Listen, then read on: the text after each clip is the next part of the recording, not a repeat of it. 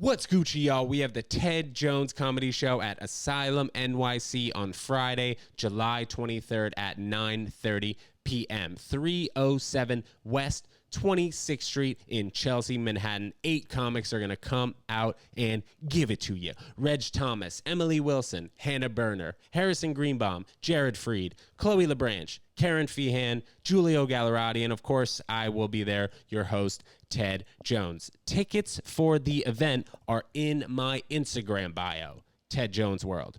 Or you can find tickets at asylumnyc.com, guys. This show is going to be amazing. Again, Friday, July 23rd at 9:30 p.m. Okay? Okay, great. See you there. What the heck is up, guys? Make sure you get to that show this Friday, today being Monday. We have a few promo codes left. I just put on my Instagram story, Ted Jones World, that we will be giving out those last few promo codes. So DM me at Ted Jones World on Instagram, or hit me up on email, tedjonesworld@gmail.com, if you want to get one of those few promo codes left, guys. This show is going to be a freaking movie. I'm not just saying that. It actually will be. It's going to be super exciting, and I cannot wait. Again, Friday, July 23rd, 9:30 p.m. Ticks are in my Instagram bio, or go to asylumnyc.com. Okay, so I just wanted to start this off by talking about this Naomi Osaka Netflix little short series. It was 3 episodes, and last episode we had former tennis star Hannah Berner come on the podcast, comedian now, and we were talking about the game. If you guys have listened to this podcast before, you'll know that I was a Division I college tennis player for 2.5 years before I wanted to venture off in college and kind of do different things. So 2.5 years in, I actually failed a drug test because I was smoking weed in my dorm room and I got in trouble. And then there were a few months in between the first and the second test. So I ended up getting caught the second time. And then the third time I just didn't show up for the test because I wasn't really into college tennis. But watching this documentary, it really shows the aloneness of the tennis game. Naomi Osaka was saying how from the age of 3 years old until now, she would spend 8 hours on the tennis court. And I mean, actually, maybe not now, but just growing up and being on the tennis court that much, you don't have anyone to really look to. It's not like baseball or basketball or some team sport like soccer where if you're growing up playing the sport, 8 hours a day, whatever, you have other people to bounce off conversations with, right? And the game of tennis, you're really only playing with your coach or even a family member, So for me, at least, in the game of tennis, it was really difficult to kind of have my off the court self match with my on the court self, just because I feel like it's two different things. It's so entirely different. You know what I mean? When you're on the tennis court, it's all you. Granted, you'll have a coach on the side who is giving you pointers before and after the match. But being on the tennis court, it's really such an individual game. And then being off the tennis court, it's completely different, So a lot of people in the game of tennis, I'd say, have a Dr. Jekyll and Mr. Hyde. You guys know what I'm talking about? Jekyll and Hyde. You have just two different personalities, one when you're on the tennis court and then one when you're off the tennis court. I remember when I was playing competitively, people used to always be like, oh, it's so funny, Ted. When you're on the tennis court, you're a completely different person. And in tennis, this affected me a lot. I wish that I could be how confident I was off the tennis court, on the tennis court. I had a tennis coach who was all you need to do is just carry this swag or whatever that you have off the tennis court onto the tennis court. But for me, it was just really difficult. I was not really that focused on the tennis court. I would get super pissed and I wasn't confident on the court. I would get super nervous before matches, and practice is really where I prevailed. Maybe that was because in practice, I'd go to a clinic for 2 hours a day or whatever it was, and I'd be around 30 other kids. So the social environment was different, but then once we went to a tournament, I just got super nervous. So I was the type of tennis player who went around, played all those tournaments, but it never clicked for me.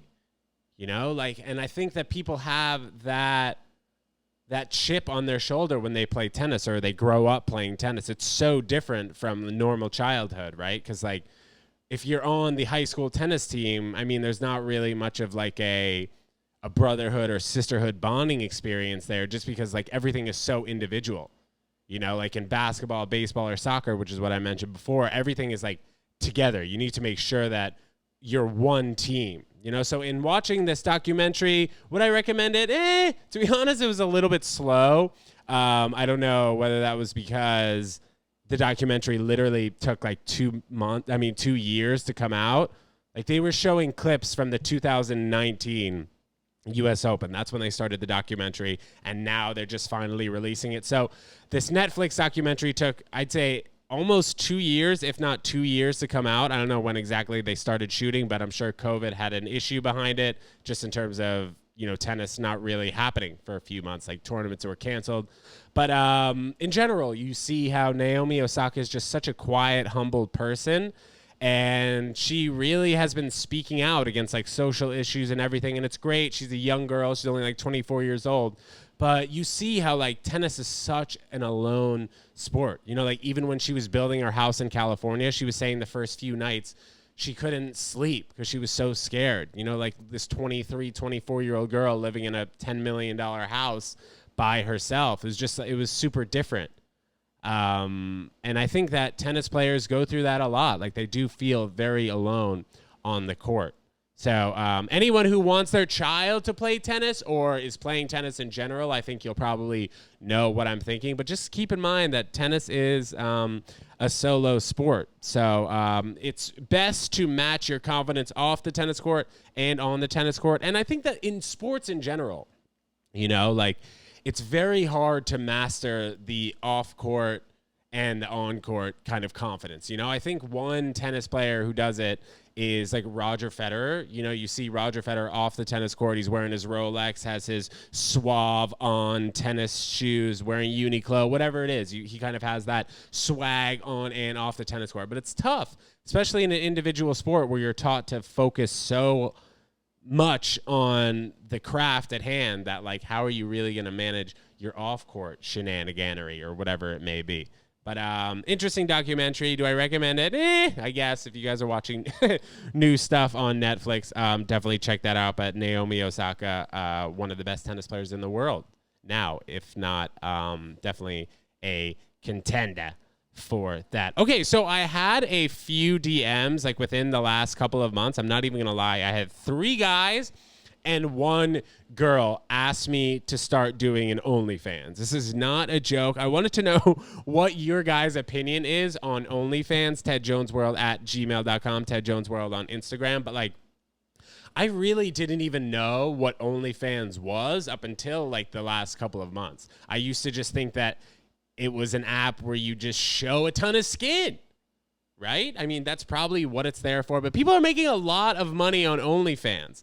And I don't know, I wouldn't mind getting naked for a few dollars, but I don't know if I'm going to be putting that on OnlyFans. It's funny that I guess I've had reach out to me asking about OnlyFans. But if you are a person who does OnlyFans, let me know what your experience is like.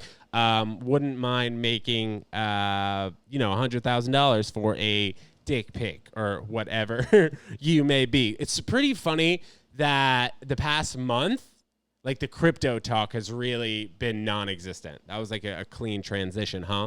But I haven't heard from anyone on my little TikTok or Instagram really talking about crypto. I used to follow, or I still follow BitBoy Crypto on YouTube, Ben Armstrong. He refers to his channel. He says the #1 crypto station in the interwebs, which I think it is. The guy seems to know a lot, but like July was supposed to be a hot ass month for crypto. This was like all the crypto people on TikTok and Instagram and YouTube were talking about this like 6 weeks ago about how July we're going to shoot to the moon. It's going to be fire. My portfolio just in general in crypto not doing so hot right now, but it's funny how like when something is hot, everybody hops on it, and then now it's just like seemed to cool down. But I still have faith in crypto, guys. The world is changing. Inflation is mother freaking real. $20 does not get you what it used to. Like I remember when I like a few years ago, actually, when I first started driving, I would put $20 in the gas tank when I was driving one of my parents' cars, of course, and I'd at least have half a tank. It'd get me wherever I needed to go, whatever it is, like 150 miles. But now when I put in $20, it's barely even a third of a tank. Not even playing. I mean, I don't even know if that's like inflation prices or oil going up, whatever it may be. Definitely has to do with inflation in general and oil going up in general. But guys, we got to protect the planet. Crypto hopefully will, affect the planet in a positive light. I know that Bitcoin has gotten some backlash in terms of like people mining, and it's the gas is, I don't know, you know what I mean. But like gas and fees for crypto are extremely high, and it hasn't been that good for the environment. But neither is eating meat, guys. That is the number one CO2 cause of emission is eating meat. So check yourself before you riggedy wreck yourself, guys.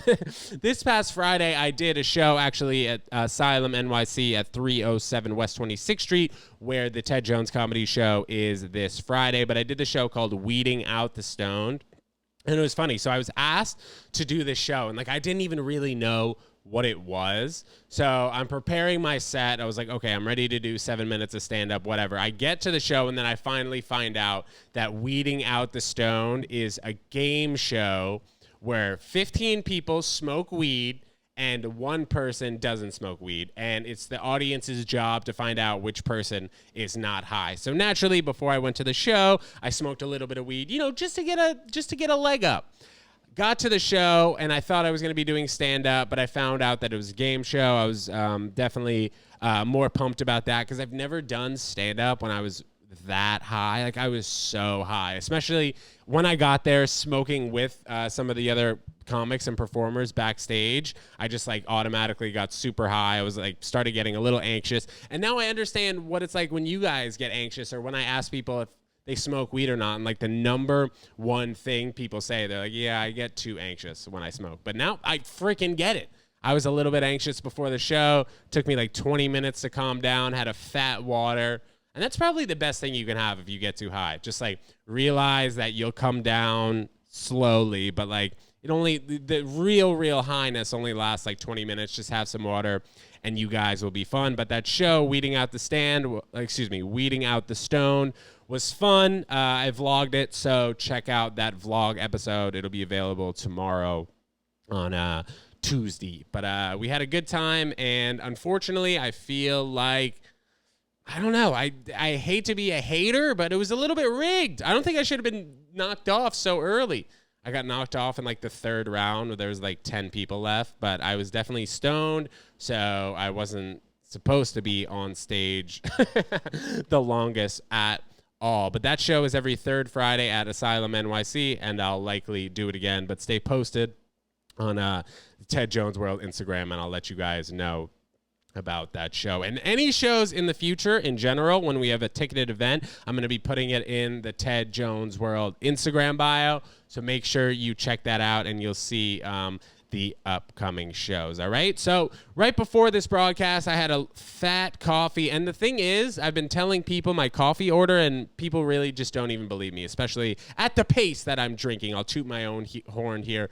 But some people have not even heard of a Trenta at Starbucks. Like, have you guys ever heard of a Trenta? It's 30 ounces. I most of the time get it with light ice. So we're dealing with probably 25 to 27 ounces of iced coffee, and I drink it. And I'm liking Starbucks. This isn't an ad right here for Starbucks, but I guess they don't really even need an ad, guys. But Trenta Starbucks, I'd recommend it, especially if you guys need to freaking feel awake. That's how you got to do it. So I wanted to talk to some of the bros here on the podcast, and also the girls too. I think in general this goes both ways. So about like 5 months ago, I was talking to this girl pretty in-depthly. I've known her for a number of years. We started DMing, and the DM converted to text.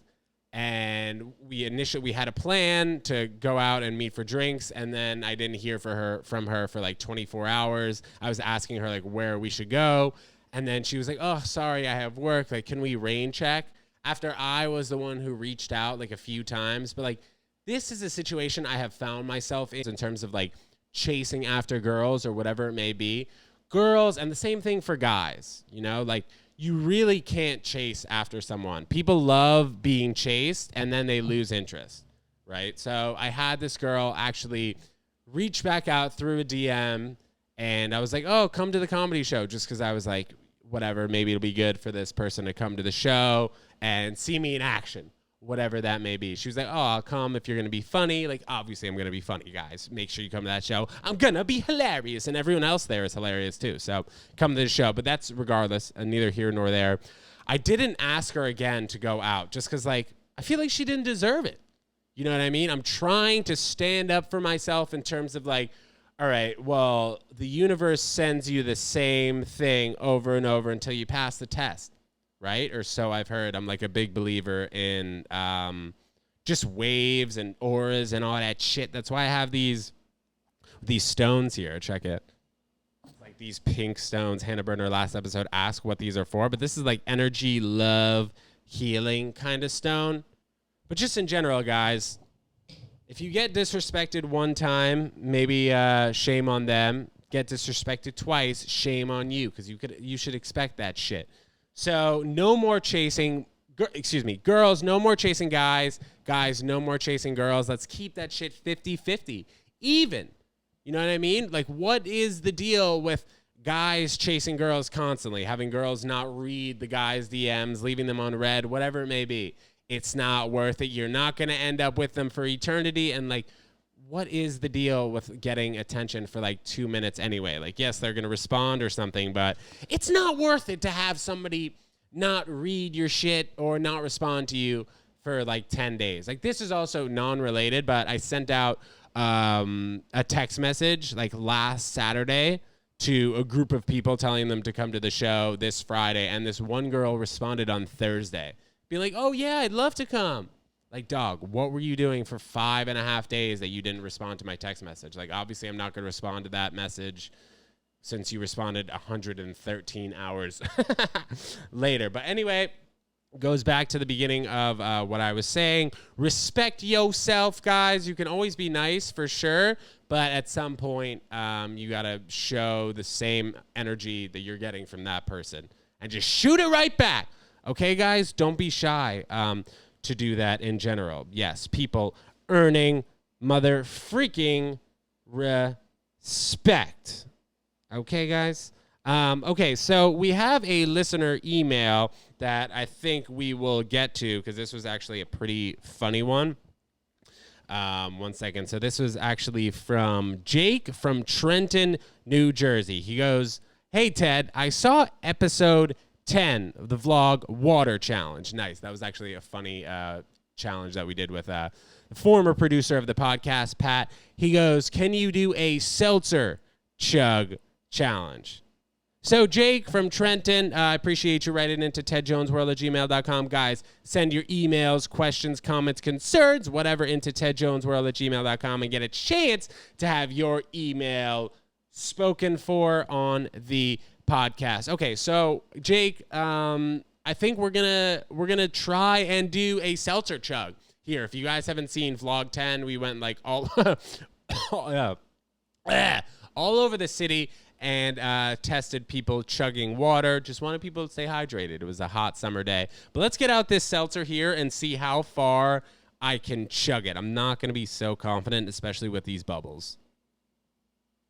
Okay, vintage seltzer needs no introduction, basically like $1 at your local grocery store. This is, again, not a sponsor, but we're doing a lot of freaking sponsored this episode. Starbucks and vintage seltzer. Run me my check.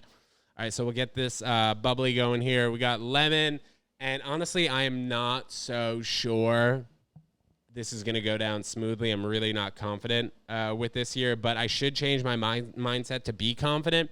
So let's get pumped and see how far we can go with this seltzer chug. I hope you guys are watching on YouTube, by the way. Episode 152 here, and let's get to it.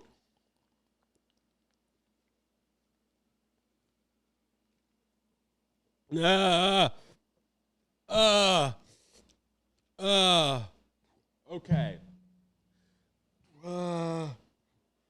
burp in here. And you guys check out the spillage on the Ted Jones Comedy Show t-shirt. Didn't do so well with the seltzer chug. Seltzer might be one of the harder things to chug. No joke. Like last vlog that I put out, I believe it was vlog 31, the skateboard vlog. I shotgunned a seltzer at the end of it, and it was super difficult. Like, seltzer might have the most CO2, I think, out of any beverage.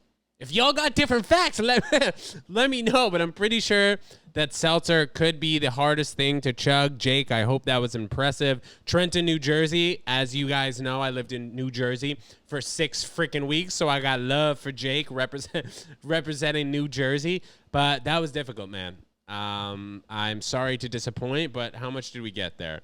I think we honestly got probably 6 ounces of seltzer during that chug. But the seltzer chug is tough, guys. The new indoor rule for LA, people have to wear masks. Do you guys think that this is because people are just not taking the vaccine seriously, and there are a lot of maybe anti-maskers and anti-vaxxers out in LA? I'm not really sure, but this is slightly concerning. I mean, considering we have a comedy show this Friday and New York is flowing just in general. There are people everywhere, not a lot of masks, but it might also be because people in LA just really aren't taking the vaccine seriously. Especially since there's so much more room in LA, you know what I mean?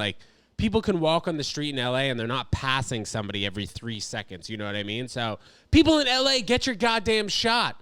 If you guys want to go back into restaurants without a mask or go to indoor comedy shows without a mask, get your shot, because people here in New York City know what's up. And that's why we're going to have this beautiful show at Asylum NYC 307 West 26th Street this Friday, July 23rd. Guys, I cannot wait. 8 amazing comics. Check my Instagram bio for tickets. I don't know how many times I got to tell you, but masks indoors in LA sounds kind of tough. The mayor of New York now saying we will not be going back to masks. So that is definitely something that we are fired up about. Jeff Bezos going to space with an 18-year-old is the absolute move. Whoever this guy, this billionaire was who was supposed to go with Jeff Bezos to space, paid 28 mil, but is now bowing out because he has a scheduling issue.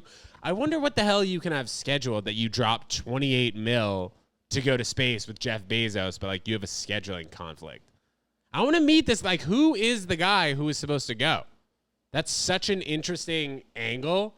You're yeah, I just dropped 28 mil, but I have a scheduling conflict. So I don't think I'm going to be able to go.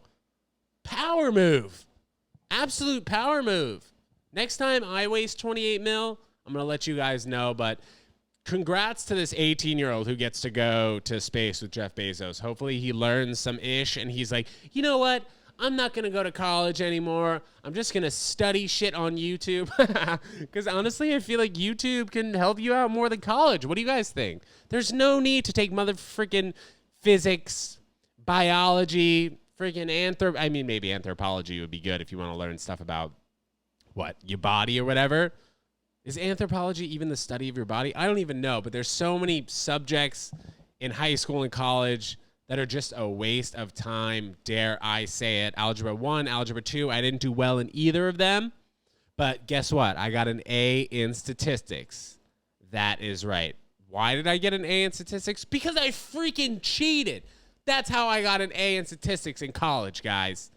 No need to learn these things that won't help you out further in life. Go on YouTube, write in whatever the heck you want to know, and that's how I'm going to end this freaking episode 152. Get your tickets to the Ted Jones Comedy Show this Friday. I love you guys, and thank you for listening. Goodbye.